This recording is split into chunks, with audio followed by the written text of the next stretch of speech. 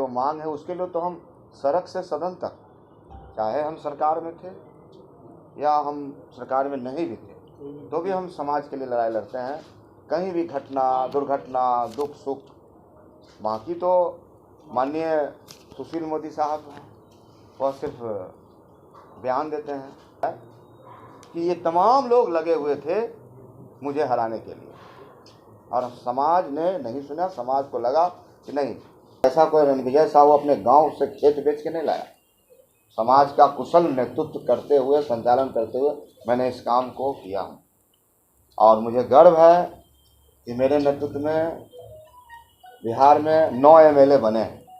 पहली बार बिहार 243 विधानसभा का, वहाँ 9 एमएलए हमारे समाज के हैं। का जो मांग है उसके लिए तो हम सड़क से सदन तक, चाहे हम सरकार में थे या हम सरकार में नहीं भी थे, तो भी हम समाज के लिए लड़ाई लड़ते हैं।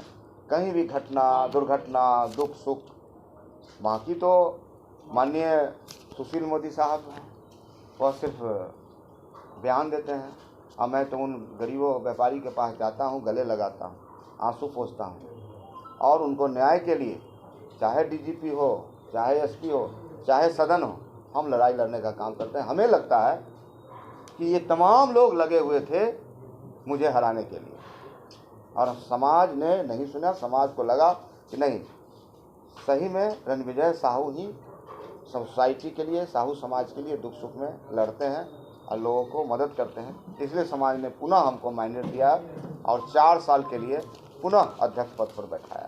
ये भी पता चला है कल जो जहां मतगणना हो रहा था वहां कुछ हंगामा भी हुआ है।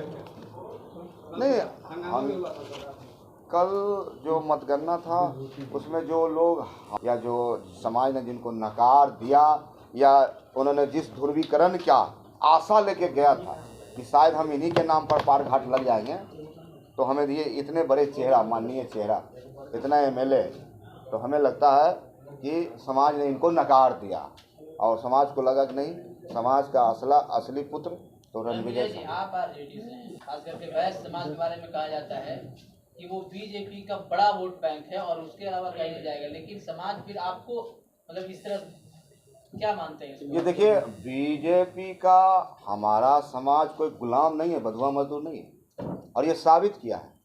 आज रणविजय साहू राष्ट्रीय जनता दल के टिकट पर मोरवा से जीत के आता है, तो ये साबित करता है कि साहू समाज, बनिया समाज रणविजय साहू के साथ है, और यह हमने साबित किया है। तो ये मोरवा की नहीं है, ये तो पूरे प्रदेश का चुनाव था निश्चित रूप से। प्रदेश के वैश्य समाज ने आपको प्रदेश अध्यक्ष माना, लेकिन ऐसे बीजेपी का वोट बैंक माना जाता है वैश्य समाज, माना जाता था, लेकिन आज ने हमने साबित किया है। ये लड़ाई साधारण लड़ाई नहीं है। किसी व्यक्ति ने माननीय प्रधानमंत्री का फोटो लगा के इसको ध्रुवीकरण करने का प्रयास किया, लेकिन समाज ने इन बातों को नकार दिया, और कई माननीय इस इलेक्शन में कैंपेन कर रहे थे, घूम रहे थे हमारे खिलाफ। डॉक्टर CN गुप्ता छपरा के माननीय विधायक हैं, लगातार लोगों के बीच लगे हुए थे, जा रहे थे। तो ऐसे कई एग्जाम्पल हैं, लेकिन समाज ने कहा कि नहीं। और जिस जिला से माननीय विधायक CN गुप्ता जी आते हैं, वो जिला से मैं खुद जीता हूँ। जो आपकी मांग है, मानसून सत्र आने वाला है, क्या आप वहाँ विधानसभा में, सदन में इसकी चर्चा होगी, आप मांग उठाएंगे? निश्चित रूप से।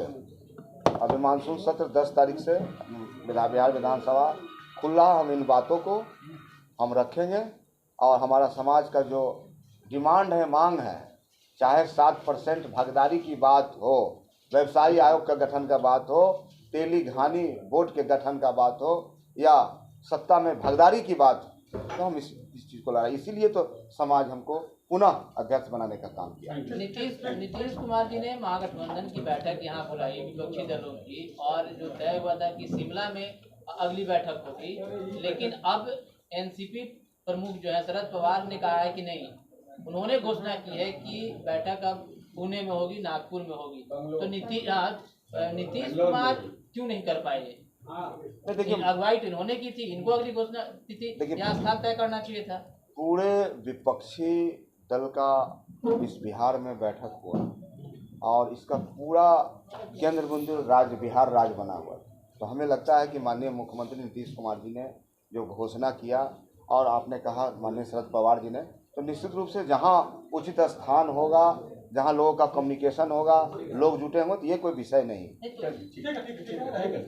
बिहार प्रदेश तैलिक साहू समाज का चुनाव संपन्न हुआ और कल मतगणना का भी समापन हुआ। लगातार 3 दिन से मतगणना का कार्य चल रहा था और उसमें हम 1800 मतों से विजय घोषित किए गए। पूर्व में भी हम अध्यक्ष थे और पुनः समाज के लोगों ने बड़ी आशा और विश्वास के साथ भारी बहुमत के साथ हमें जिताने का काम किया है। आप सब लोग जानते हैं कि इस चुनाव को 2 धारा में बांटने की कोशिश की गई और जिस प्रकार से मैं एक कार्यकर्ता से बिहार विधानसभा का भी सदस्य हुआ, राष्ट्रीय जनता दल पार्टी से, उस पार्टी में मैं संगठन के भी अहम पद पर आसीन है, तो उसको ध्रुवीकरण करने का प्रयास किया गया और इसको दिशा को भी चेंज करने का पूरा प्रयास किया गया। तो हम आपके बीच बात रखना चाहते हैं कि छोटी पकड़ लीजिए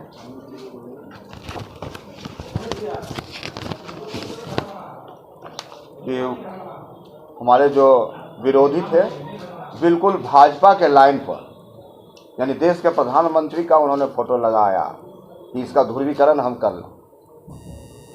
और लेकिन समाज के लोग को हम सैल्यूट करते हैं कि लोगों ने काम को महत्व दिया और रणविजय साहू पिछले 25 वर्षों से छात्र जीवन में ही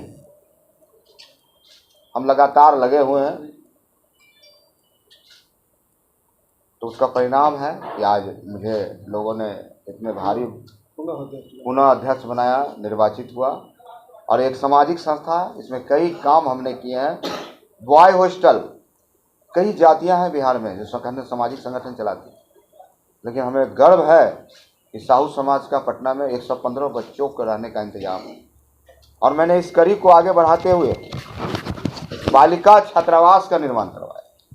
इसमें 100 सोसाइटी की बच्चियां उसमें पढ़ने का काम करेंगी। करोड़ों रुपये लागत से यह बिल्डिंग का निर्माण हुआ, 7 फ्लोर। यह पैसा कोई रणविजय साहू अपने गांव से खेत बेच के नहीं लाया। समाज का कुशल नेतृत्व करते हुए, संचालन करते हुए मैंने इस काम को किया और मुझे गर्व है कि मेरे नेतृत्व में बिहार में 9 MLA बने। पहली बार बिहार 243 विधानसभा का, वहाँ 9 MLA हमारे समाज से हैं, एक सांसद भी हैं। लेकिन हमारी जो आबादी है 7%, हम अपने आबादी के अनुसार भागीदारी सुनिश्चित चाहते हैं। इसलिए इस लड़ाई को हम आगे बढ़ाएंगे और कई ऐसे मुद्दे हैं जिस बिहार में हम कराना चाहते हैं। बिहार में सभी जाति के लिए कमीशन का गठन किया गया, आयोग का गठन किया गया और इतनी बड़ी आबादी, वैश्य समाज, साहू समाज, व्यवसायी समाज, इसके लिए कोई कमीशन का नहीं गठन, हमने व्यवसायी आयोग का गठन का मांग किया। और हमारे समाज के लिए छत्तीसगढ़ में तेली घानी बोर्ड का भी गठन किया गया है।